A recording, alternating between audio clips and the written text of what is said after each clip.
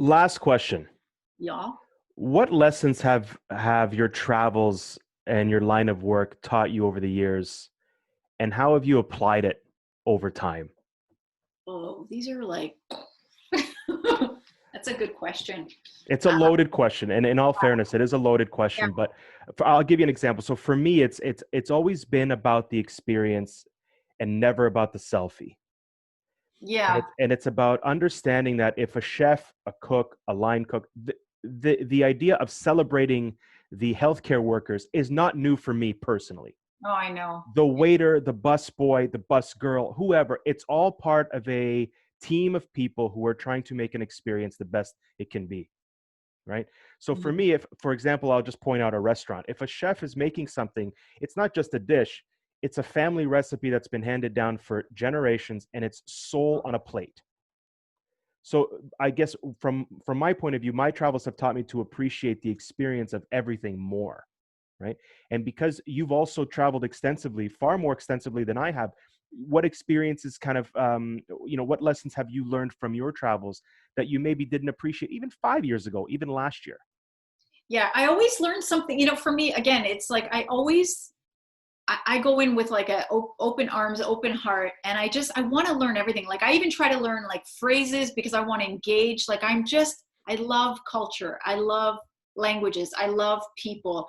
And you know what? Yes, we're all humans, but we are different. We do things differently. We celebrate, whatever cultural, whether it be religious or traditions. I mean, we're different in that way. And I love those differences because that's what makes the world so interesting.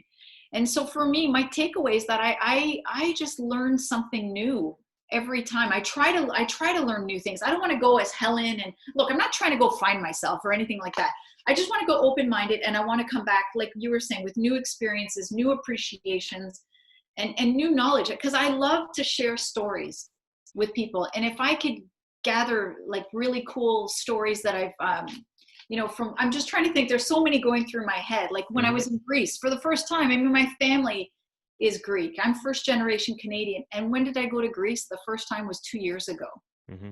2 years ago. And I went with my daughter and oh my God, it was like, I don't know. I don't know how to explain that, but there was something so special. Like it's like when you feel a part of something and you can't, and that's what it felt like. It felt like home, even though I wasn't even in the area of where my parents were from, but just being amongst, hearing all these Greek speakers, it was that level of, I don't know, it's just beautiful. I call that a tangible intangibility. Oh, that's nice. Yeah. You But for me, feel it, but you can't talk about it. yeah, I have a lot of those experiences where it's just like, you have to see it for yourself. And I think that's why I like to do like travel writing and on our blog, like we do not write about a place we haven't been to. Hmm. And that's why there's a lot of empty spots because people will say, well, you don't have a travel blog on this or a destination guide on that. It's because we haven't been there yet and we're not Hmm. going to BS it.